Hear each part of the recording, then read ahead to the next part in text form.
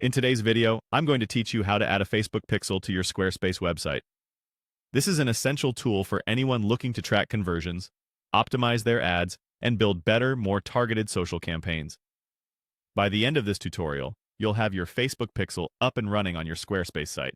So let's dive in. First, you'll need to navigate to your Squarespace homepage. Once you're there, look for the Settings option. You'll often find this in the side menu. Clicking on Settings will open a new window where you can make various adjustments to your website. Once inside the Settings menu, go ahead and click on the Marketing section. This section is where you'll find most of the integration tools related to online marketing strategies, including your Facebook pixel. Clicking here will give us the direct access we need to apply the pixel to your site. Now, within the Marketing section, you'll notice an option labeled Metapixel and Ads. This is where Squarespace allows you to connect external marketing tools, such as the Facebook pixel. Clicking this option will direct you to a new window where you can input your pixel information. Next, you'll need to type in your Facebook pixel ID. This is a unique identifier you get when you create a pixel through your Facebook Business Manager. If you haven't done this yet, make sure to visit Facebook and set one up.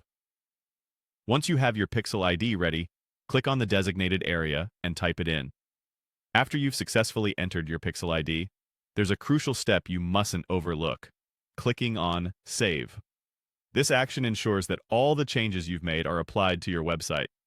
If you skip this step, your pixel won't be activated, and all the previous steps would, unfortunately, be for naught. So make sure to find the Save button and click it, and that's it. You've now added a Facebook pixel to your Squarespace website.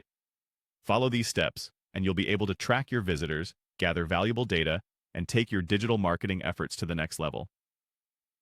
If you encounter any issues along the way, be sure to check that your pixel ID is correct and that you've saved your settings properly. I hope you found this tutorial helpful and that it empowers you to better understand your audience. Thanks for watching, and be sure to stick around for more useful tips and guides.